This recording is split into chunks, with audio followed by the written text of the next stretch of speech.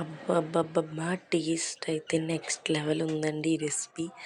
ఏంటా అనుకుంటున్నారా? ఎంత టెంప్టింగ్‌గా ఉంది. కరివేపాకు, కోడి వేపుడనమాట. ఎప్పుడు రొటీన్‌గా ఏం తింటాం చికెన్ చెప్పండి. సో, అందుకే అనమాట ఇలా కొత్తగా అయితే ట్రై చేశాను. ఫస్ట్ అయితే ప్యాన్ పెట్టుకొని హీట్ అయ్యాక బిర్యానీ స్పైస్ అయితే తీసుకోవాలనమాట. దాంతోపాటు గసగసాలు ఇంకా ఒక 7, 8 ఎండుమిర్చి కూడా తీసుకొని మొత్తం అంతా ఫస్ట్ డ్రై రోస్ట్ చేసుకోవాలి.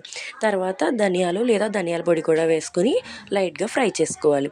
ఈలోపు ఎంత ఎక్కువ కరివేపాకు ఉంటే అంత ఎక్కువ వేసుకుంటే టేస్ట్ అయితే అంత బావుంటుందనమాట.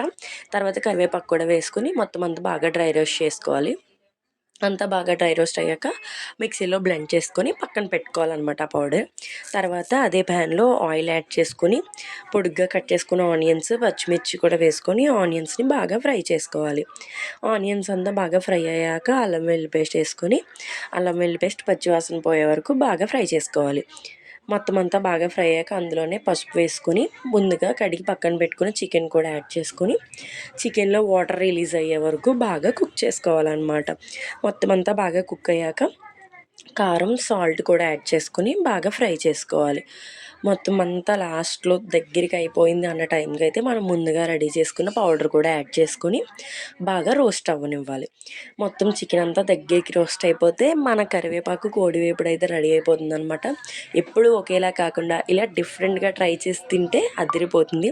బగారా రైస్ గానీ, వైట్ రైస్ గానీ సూపర్ కాంబినేషన్. ఇంకా రసంతో అయితే ఇంకా చెప్పక్కర్లేదు అంత బావుంటుంది. మీరు కూడా కావాలనుకునే ట్రై చేసి ఎలా వచ్చిందని కామెంట్ అయితే ఖచ్చితంగా చేయండి. నా వీడియో కనుక నచ్చితే లైక్, ఫాలో, సబ్స్క్రైబ్ మర్చిపోకండి.